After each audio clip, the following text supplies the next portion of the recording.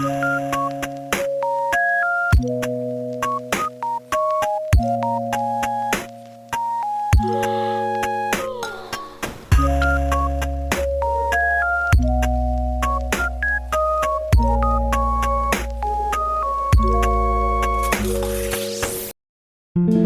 a beautiful day for a meth head, beautiful day for a tweaker. Amino-wine injected into your spine. Please, oh please be a tweaker. Beautiful day for a meth head, beautiful day for a tweaker. Are your morals blind? Is you out of your mind? Won't you be my tweaker? Yeah, selling your body behind a Denny's just to get a bag of meth. Oh, hi. Wow. I almost didn't even see you there. Well, it's time to look into the box of mystery. I know, super exciting, right? This box of mystery contains the file which has all the names on it, containing who will be our first Tweaker episode. These episodes are going to be different than the others. Oh, looks like we already have some takers. Absolute Dobby! Yeah! Yeah! Round of applause for choosing our very first Tweaker episode. And thank you.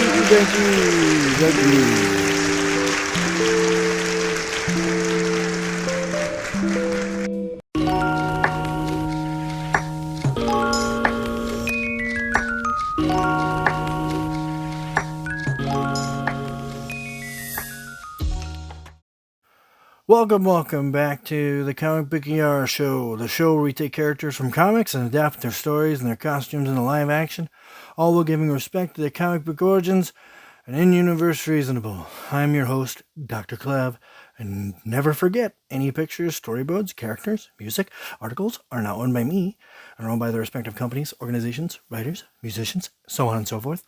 My art is meant to be seen as concept art, and I do not own anything. Not even my own soul. So today is our first Tweaker episode, and the way Tweaker / re-edit episodes work is I find characters in live action who have portrayals I approve of, but I feel as if they need a little tweak, a little oomph, if you will. A re-edit also. Maybe there's something different I think they should have added or taken away. Usually these episodes won't have the history background check, but instead just many concepts of what I believe the character deserves. Maybe something they should have done differently. Just to clarify, right now this episode, it's going to be different than the other Tweaker episodes because, you may have guessed it, we're going unhinged. And this is technically the April Fool's episode. Yep, that's right. So come along with me and discover the journey into Absolute Dobby. So, truth be told, this episode is kind of like an introduction to how Tweaker episodes will work. So, most of the background check is done off screen. But this was kind of an excuse to just draw this character in several different situations, which you will see me do in a second. But Dobby in the book is described as being small with bat ears and with green eyes, but it appears that he's probably just a little bit smaller in the book. But it's like really not a huge difference.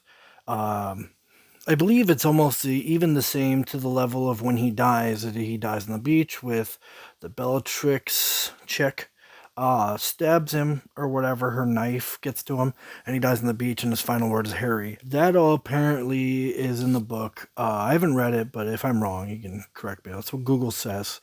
But the idea of doing Absolute Dobby is to take a character with Dobby being so small and Absolute Batman being this gigantic truck of a human being who is the most absolute ultimate version of himself he's ever been.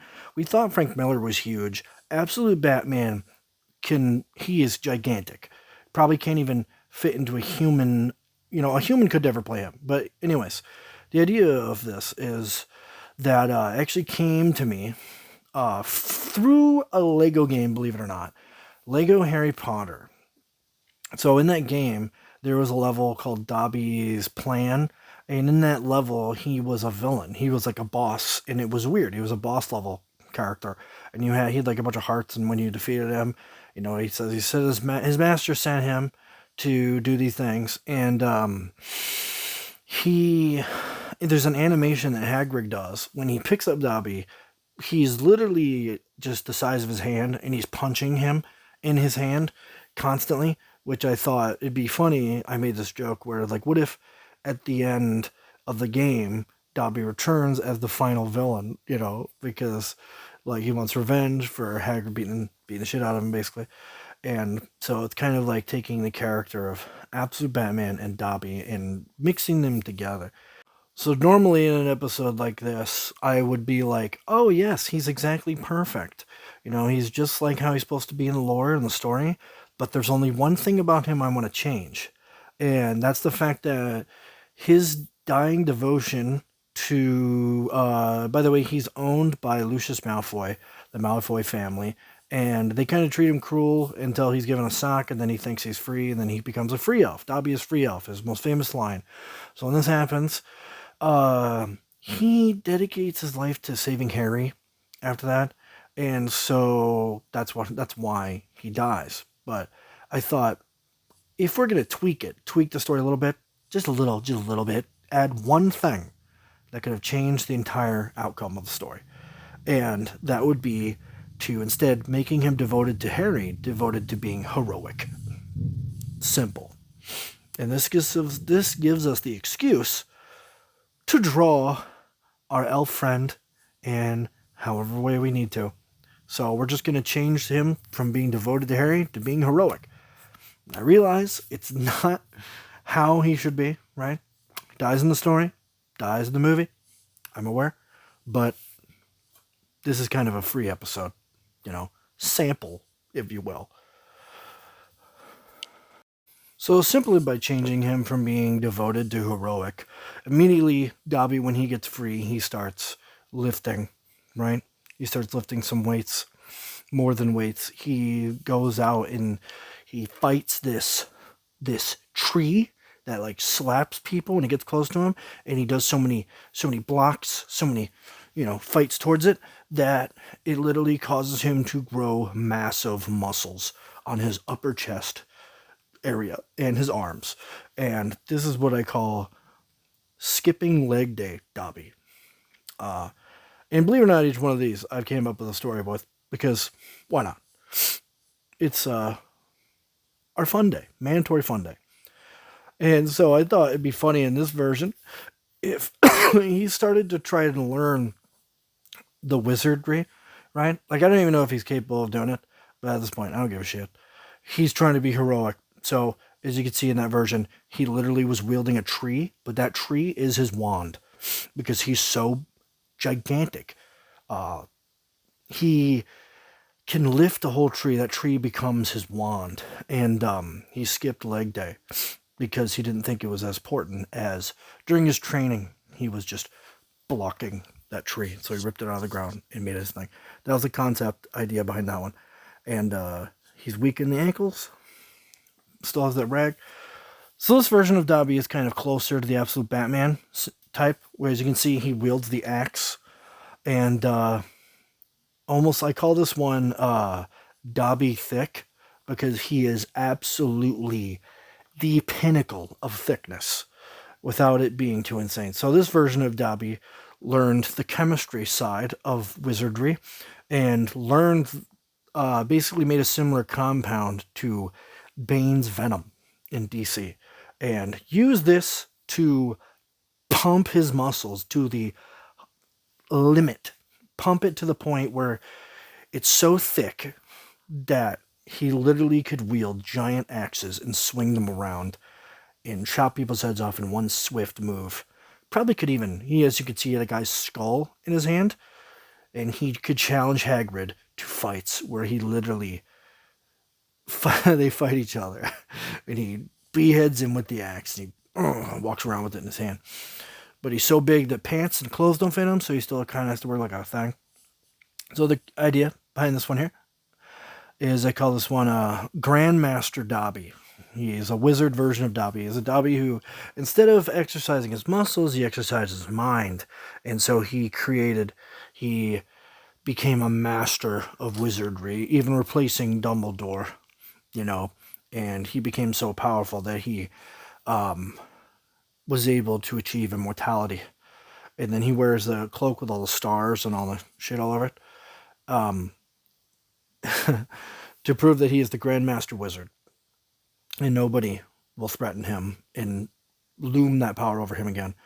Anyways, so this version of Dobby, which I call Leg Day Dobby, is a Dobby who decided that running was the best way to go. So his exercise, instead of training his arms and upper torso, it was his legs. And so that Dobby can run faster than the speed of sound and can probably kick trees right off right off the log. He could probably jujitsu kick your head right off your shoulders. Is that version of Dobby? So I'm pretty sure this one that I'm doing is I call Dobby Master of the Universe.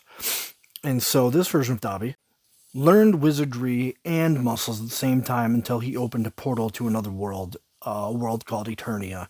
And Eternia, in that place, he found a feud between a man with a sword and a man with a skull face. He didn't know who they were, but he thought that these would be good to protect Hogwarts. And so he went towards them and saw that the man was defeated, as he is in, there's like a movie where He-Man gets killed, And so when that happens, Dobby takes the sword and becomes the new Prince of Eternia. And it grants him super powers. And as you can see, the shield, it said free elf on it. It's just to let everybody know where he stands. No masters. He's the master of the universe. And where he slayed Skeletor and went from being skinny to gigantic and also a hero. And now with his power, he protects Eternia and Hogwarts. Okay. So this is the version I'm doing. I've been researching a lot of Star Wars world lately. So I thought it'd be funny if there was like a movie or something where Dobby goes to the Star Wars universe and he sees Yoda and he thinks that Yoda is like his father. Kind of a twist on the Star Wars Empire Strikes Back, where he's like, Luke, I am your father. But Dobby, it's kind of opposite. Dobby finds Yoda and thinks that Yoda is, he's like, are you my father? And Yoda goes, your father, I am not, basically. And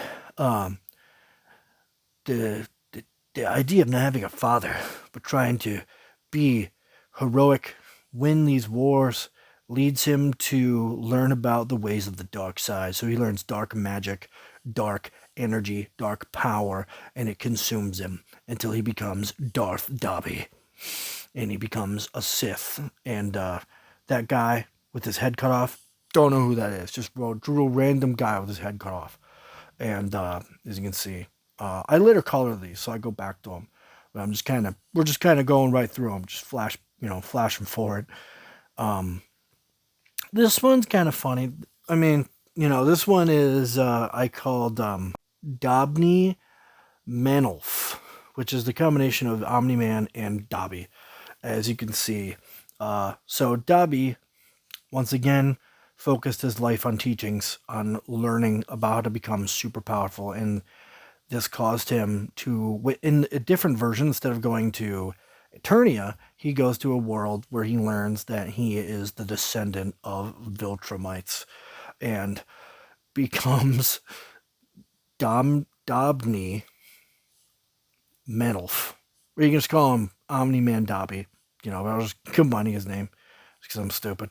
But in this version, Dobby is almost as powerful as Invincible and Omni-Man himself. And when he turns to Hogwarts with the training of defeating Conquest, defeating Omni-Man, Mark tosses him back through the portal and sends him back to Hogwarts, where he challenges Hagrid to a one-on-one, where he is now the master.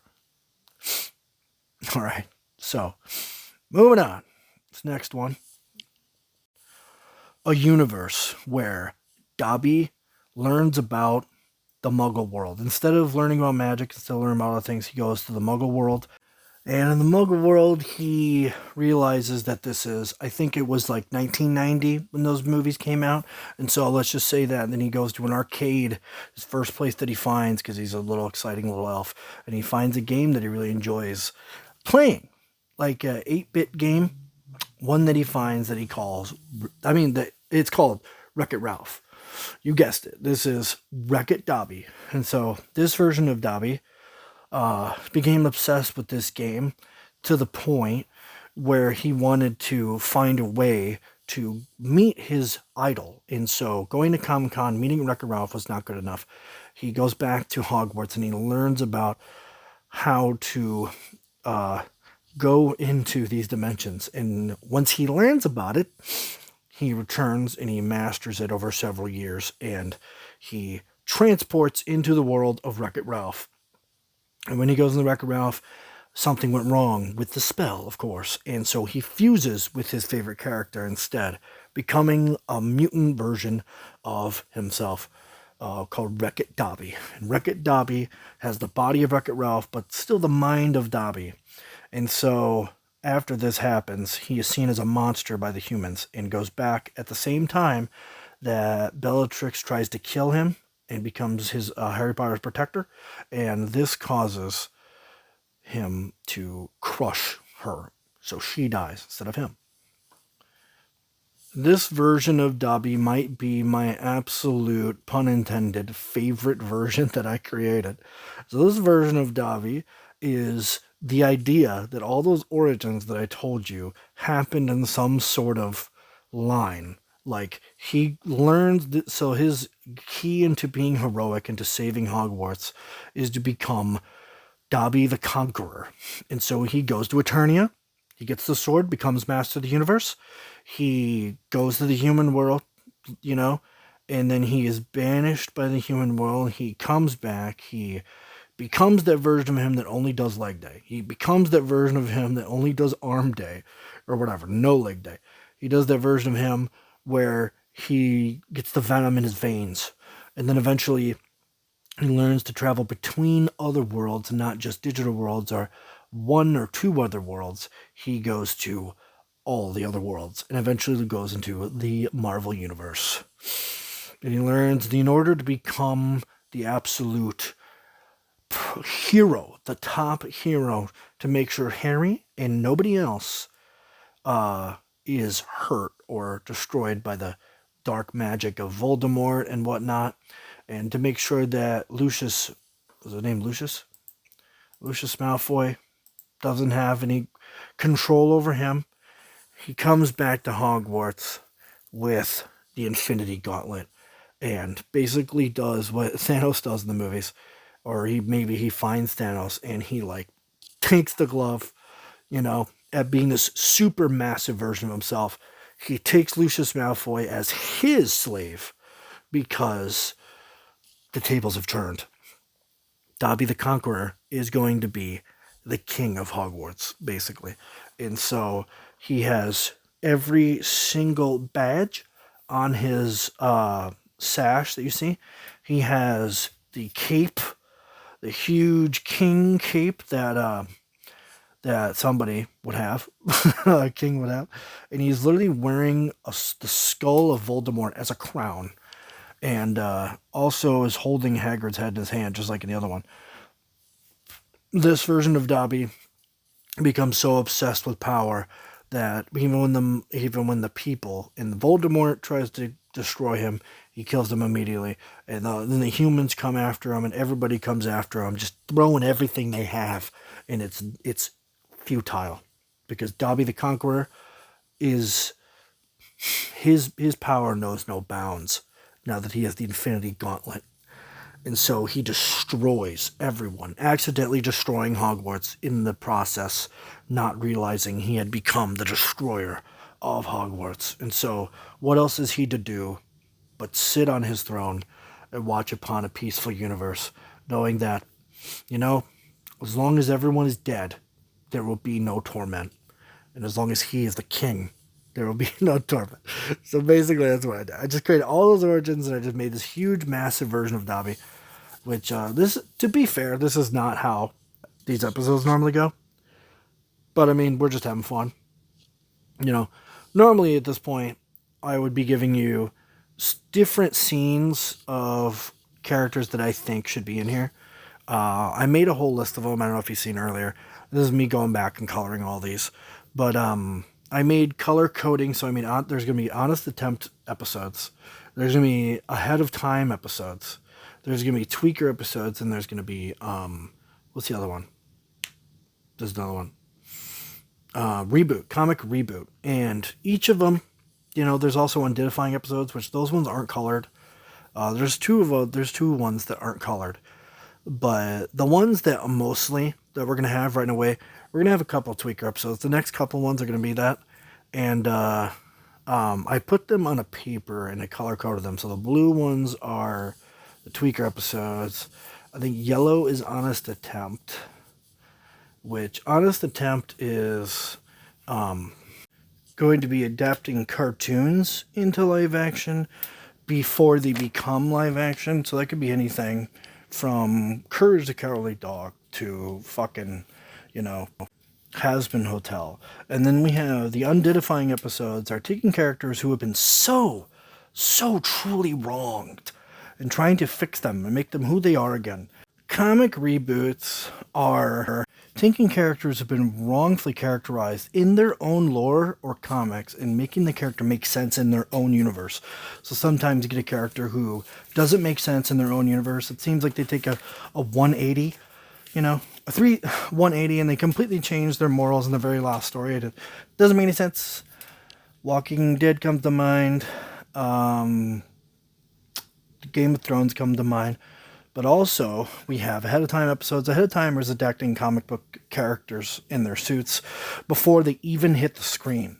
So it quite literally is trying to make their comic accurate suit ahead of time before they even come to be. And then Honest Attempts, of course, is literally an honest attempt at making cartoons into live action. Undeadifying is trying to fix characters who have been raped to death. Comic Reboot is trying to fix them in their own universes. There's also one called Movie Pitch, and that's really just, and every once in a while, one won't be as common, but it's a fictional movie, basically idea about a character or story. And then obviously we have Tweaker, which is this one, which is just taking characters that we already approve of and just making them more comic accurate. That's just all it is. And we kind of have a lot of Tweaker episodes just right in a row next. So it's kind of why I'm bringing this up. And then we'll have 3 Tweaker episodes, and then we'll have a Ahead of Time episode, and then we'll go back to our normal episodes. Yeah, so that's my attempt down there, as you can see, to make, that was, on the chain there, is Lucius Malfoy on the chain, to be like, oh, he was the master, but now he's the slave. And he's literally wearing the same thing that Dobby was wearing, which is that, like, rag kind of shirt thing. And, damn. I did my best to draw his father, but, I don't know if I have, this is a good place to put it. The reason that everything's been so exhausting on me is because I have a lot of medical bills that are coming up, that I've been having to pay. And so they've been a little distracting, but, damn, if I keep drawing Draco's dad like that, I might be able to, maybe I should take commissions, drawing his dad different ways and making money off it. No, just kidding. Yeah, I guess this one was kind of, was an excuse to just explain how the other episodes work, which I did say eventually down the line, this one there will be an episode kind of explaining. But, yeah, April Fools. I know I'm a little late to the game, a couple days late, and I know I should have made one before this. I was going to make a one before, like the actual first Tweaker episode. I just made this one a Tweaker episode as a kind of instruction manual to the rest of the show, basically. And as you can see, I've changed the description of the episodes are now as I can make them, because I've just been very exhausted lately with bills piling up and, you know, gotta do a lot of work. A lot of working to pay off a lot of stuff. So basically that's what's going on. So yeah, that's kind of my take. Hope you enjoyed Absolute Dobby. I know I did. I know I definitely did. Hope you enjoyed what I did with that. And I inspired you to make your own, of course. If you have any other names, anybody has any names, just you know what to do. Just tell me, and I'll add it to the list. But, yep, thanks for watching.